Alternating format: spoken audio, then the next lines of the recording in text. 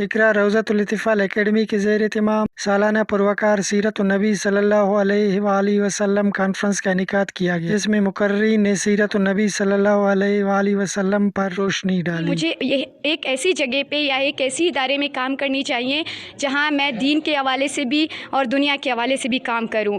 ہمیں جو ہے دین اسلام کسی چیز سے منع نہیں کر چکی ہے، چاہے ہم کسی بھی شعبے میں جا سکتے ہیں۔ تعلیم تو ہر جگہ ہمیں ملتی ہے، لیکن مین چیز یا مین پوائنٹ میری نظر میں ہے وہ ہے تربیت۔ میں تو کہتی ہوں اقرا اسکول میں بچوں پر سر قاری صاحب ہے، انہوں نے بہت زور دیا ہے۔ انگلش کی بھی تعلیم دی جا رہی ہے، میتھ بھی، اور اس کے علاوہ سائنس سبجیکٹس بھی۔ ایک ایسا ادارہ جہاں پہ قرآنی تعلیمات اور انگریزی تعلیمات دونوں یکساں جاری ہیں۔ سمجھتا ہوں کہ بچے کی زندگی میں قرآنی تعلیمات کا ہونا ایک مسلمان بچے کی زندگی میں بہت ضروری ہے۔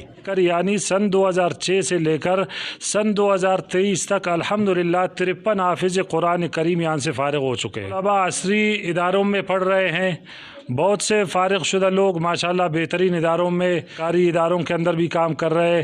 کراچی کے مدارس میں بھی ہمارے طلباء پڑھ رہے ہیں، پنجاب کی یونیورسٹیوں میں بھی ہمارے طلباء پڑھ رہے ہیں۔ تعلیمی ادارہ نہیں بلکہ ایک تربیتی ادارہ بھی ہے۔ یہاں تعلیم قرآن کے ساتھ ساتھ دینی تعلیم کے ساتھ ساتھ عصری تعلیم اور نصابی اور غیر نصابی سرگرمیاں بھی۔ اور یرحم اللہ من لا یرحم الناس، اللہ تعالیٰ اس شخص پر رحم نہیں کرتا جو لوگوں پر رحم نہ کرے۔ My name is Sidra. My father name is Saeed Ahmed. I read in 8th class.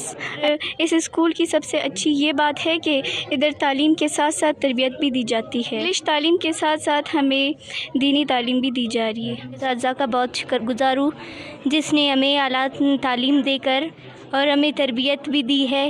Is are very best. My teacher is best. My sir is the best. My school is the best. I belong to Baloch nation. I belong to Abazai tribe. I live on Kilitan Dilan. I read in Iqra Tarbiyatul Atfal Academy Mastong, and my school is very best. My teacher is very best. Conference میں طلباء و طالبات نے تقریری مقابلے اور tableau پیش کیے۔ Academy میں دیگر تعلیمی اداروں سے الگ عصری و دینی تعلیم کے ساتھ بچوں کی تربیت بھی کیا جا رہا ہے۔ رپورٹ فیض دورانی، وش نیوز مستونگ۔